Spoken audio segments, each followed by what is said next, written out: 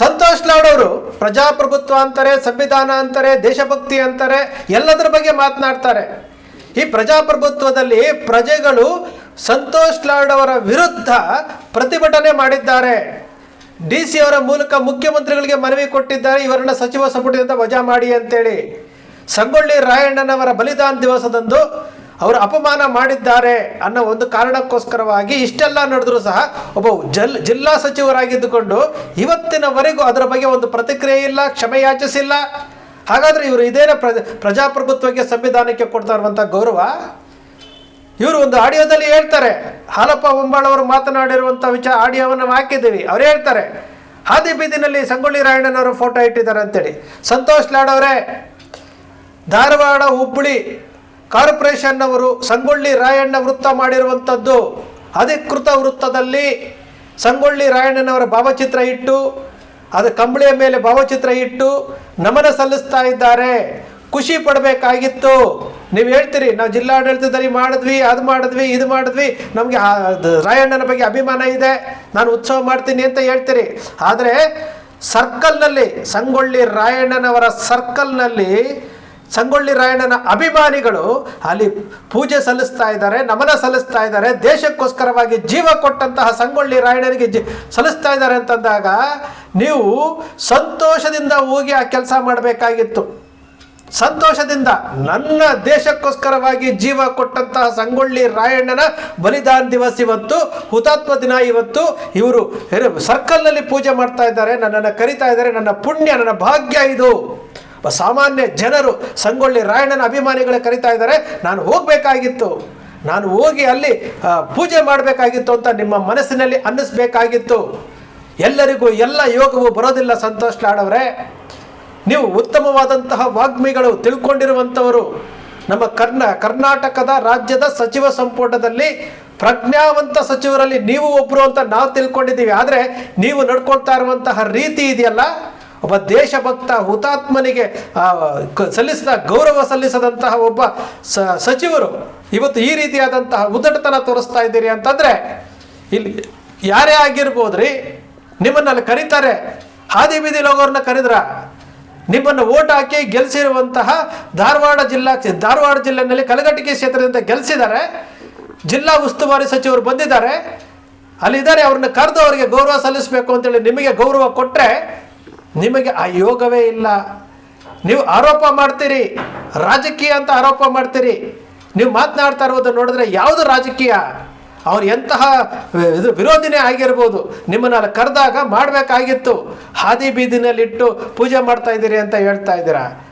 ಧಾರವಾಡ ಹುಬ್ಬಳ್ಳಿ ಮಹಾನಗರ ಪಾಲಿಕೆ ಅವರು ನಿರ್ಮಿಸಿರುವಂತಹ ವೃತ್ತ ಅದು, ಹಾದಿ ಬೀದಿನಲ್ಲಿಟ್ಟಿರುವಂಥ ವೃತ್ತ ಅಲ್ಲ ಸಂತೋಷ್ ಲಾಡ್ ಅವರೇ.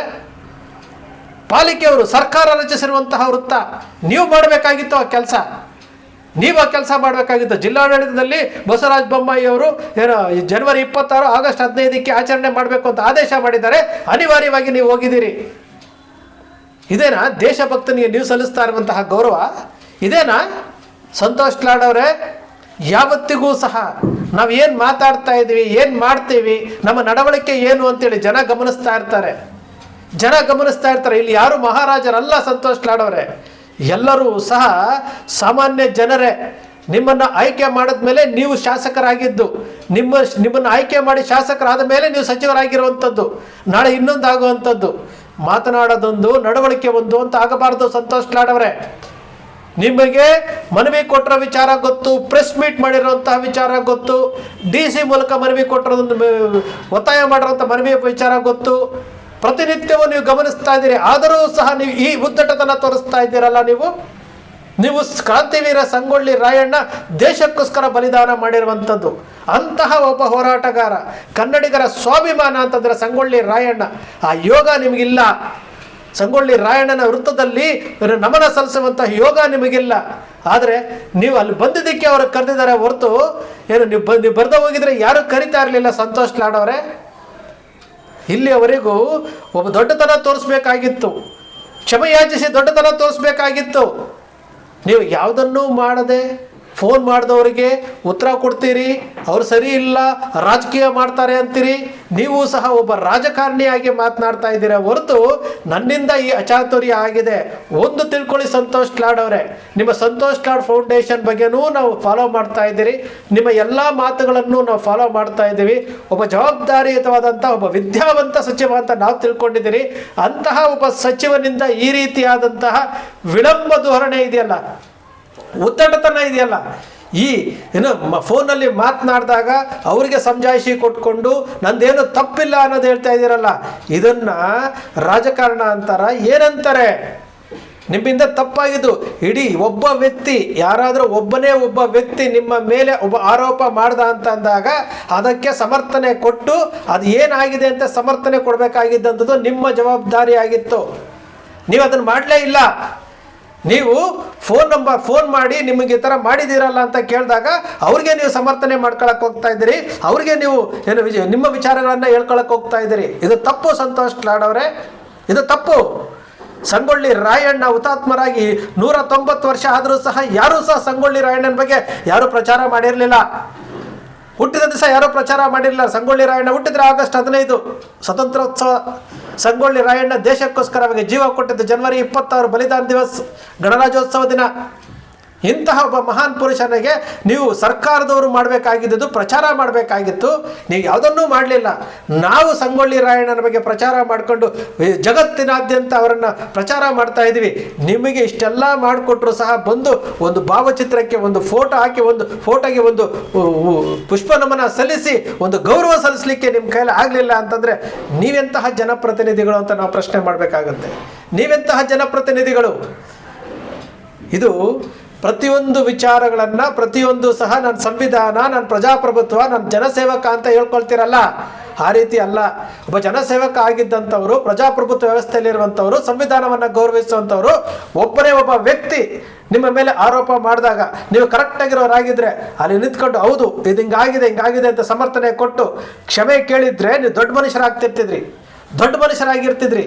ನೀವು ಎಲ್ಲದಕ್ಕೂ ಮೀರಿ ನಾನು ಮಾಡಿದ್ದೇ ಸರಿ, ನಾನು ಹೇಳಿದ್ದೇ ಸರಿ, ನಂದೇ ತಪ್ಪೇನಿಲ್ಲ ಅನ್ನೋ ರೀತಿ ಮಾತನಾಡ್ತಾ ಇದ್ರಲ್ಲ, ಇದು ಒಬ್ಬ ಜನಪ್ರತಿನಿಧಿ, ಒಳ್ಳೆಯ ಪ್ರತಿನಿಧಿಗೆ ಇದು ತಕ್ಕದ್ದಲ್ಲ. ಇದು ಸಂತೋಷ್ ಲಾಡ್ ಅವರೇ, ನಾವು ಕೇಳ್ತಾ ಇರುವಂಥದ್ದು ಒಬ್ಬ ಸ್ವತಂತ್ರ ಹೋರಾಟಗಾರ ಹುತಾತ್ಮನಿಗೆ ಮಾಡಿರುವಂಥ ಅಪಮಾನದ ಬಗ್ಗೆ, ವೈಯಕ್ತಿಕ ವಿಚಾರಕ್ಕಲ್ಲ.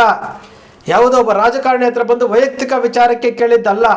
ಸ್ವತಂತ್ರ ಹೋರಾಟಗಾರ ನೀವುಗಳಂತೂ, ನಿಮ್ಮ ಸರ್ಕಾರಗಳಂತೂ ಆ ಸ್ವತಂತ್ರ ಹೋರಾಟಗಾರನಿಗೆ ಗೌರವ ಸಲ್ಲಿಸೋದಕ್ಕೆ ನಿಮ್ಮ ಕೈಯಲ್ಲಿ ಆಗಿಲ್ಲ. ನಿಮ್ಮ ಮುಖ್ಯಮಂತ್ರಿಗಳಿಗೆ 2.5 ವರ್ಷಗಳಿಂದ ಮನವಿ ಕೊಡ್ತಾ ಇದ್ದೇವೆ, ಸಂಗೊಳ್ಳಿ ರಾಯಣ್ಣನವರ ಭಾವಚಿತ್ರವನ್ನು ಸರ್ಕಾರಿ ಇಲಾಖೆಗಳಿಗೂ ಶಾಲಾ ಕಾಲೇಜುಗಳಿಗೆ ಆದೇಶ ಮಾಡಿ ಅಂತ ಕೊಡ್ತಾ ಇದ್ದೇವೆ. ನಿಮ್ಮ ಮುಖ್ಯಮಂತ್ರಿಗಳಿಗೆ ನೇರವಾಗಿ ಅವತ್ತು ವೇದಿಕೆ ಮೇಲೆ ಹೇಳಿದಂತಹ ಮುಖ್ಯಮಂತ್ರಿಗಳಿಗೆ ಅದು ನೆನಪಿಗೆ ಬರ್ತಾ ಇಲ್ಲ.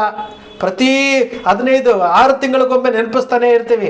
ನಿಮ್ಮ ಮುಖ್ಯಮಂತ್ರಿಗಳಿಗೆ ಏನು ಬಸವರಾಜ ಬೊಮ್ಮಾಯಿಯವರು ಜಿಲ್ಲಾ ಮತ್ತು ರಾಜ್ಯ ಮಟ್ಟದಲ್ಲಿ ಸಂಗೊಳ್ಳಿ ರಾಯಣ್ಣ ಜಯಂತಿ ಬಲಿದಾನ ದಿವಸ ಆಚರಣೆ ಮಾಡೋದಕ್ಕೆ ಆದೇಶ ಮಾಡಿದ್ದಾರೆ. ನಿಮ್ಮ ಮುಖ್ಯಮಂತ್ರಿಗಳಿಗೆ ಹೇಳ್ತಾ ಇದ್ದೀವಿ ಗ್ರಾಮ ಮತ್ತು ತಾಲೂಕು ಮಟ್ಟದಲ್ಲಿ ಆದೇಶ ಮಾಡಿ ಅಂತ ಹೇಳ್ಬಿಟ್ಟು, ನಿಮ್ಮ ಮುಖ್ಯಮಂತ್ರಿಗಳಿಗೆ ಅದ್ಯಾವುದು ಕಿವಿಗೆ ಹೋಗ್ತಾ ಇಲ್ಲ. ಒಬ್ಬ ದೇಶ ಭಕ್ತನಿಗೆ ಕೊಡುವಂತಹ ಗೌರವ ಇದು. ಅಂತಹದ್ರಲ್ಲಿ ನೀವು ಉಸ್ತುವಾರಿ ಸಚಿವರಾಗಿದ್ದುಕೊಂಡು ನೀವು ಕೊಡ್ತಾ ಇರುವಂತಹ ಗೌರವ ಇದೇನಾ? ವಿಚಾರ ಮಾಡಿ. ನಾವು ಹೇಳೋದ್ರಲ್ಲಿ ಏನಾದರೂ ತಪ್ಪಿದೆಯಾ? ಸಂತೋಷ್ ಲಾಡ್ ಅವರೇ, ನೀವು ಪ್ರಜಾಪ್ರಭುತ್ವ ಸಂವಿಧಾನವನ್ನು ಗೌರವಿಸದೆ ಆದರೆ ಈ ಕ್ಷಣ ನೀವು ನಿಜಕ್ಕೂ ಪ್ರಜಾಪ್ರಭುತ್ವಕ್ಕೆ ಗೌರವ ಕೊಡ್ತೀವಿ, ಬೆಲೆ ಕೊಡ್ತೀವಿ ಅನ್ನೋದಾದರೆ ನಾನು ಮತ್ತೊಮ್ಮೆ ಹೇಳ್ತಾ ಇದ್ದೀನಿ, ನೀವು ಪದೇ ನಿಮ್ಮ ಮಾತುಗಳಲ್ಲಿ ಹೇಳ್ತಾ ಇರ್ತೀರಿ ಪ್ರಜಾಪ್ರಭುತ್ವ ಸಂವಿಧಾನ ಅಂತ ಹೇಳ್ತೀರಿ. ಇಷ್ಟೊತ್ತಿಗಾಗಲೇ ನೀವು ಕ್ಷಮೆ ಕೇಳಬೇಕಾಗಿತ್ತು, ಕೇಳಲಿಲ್ಲ. ಮುಂದಾದರೂ ಕೇಳ್ತಿರೋ ಎಲ್ಲೋ ಗೊತ್ತಿಲ್ಲ.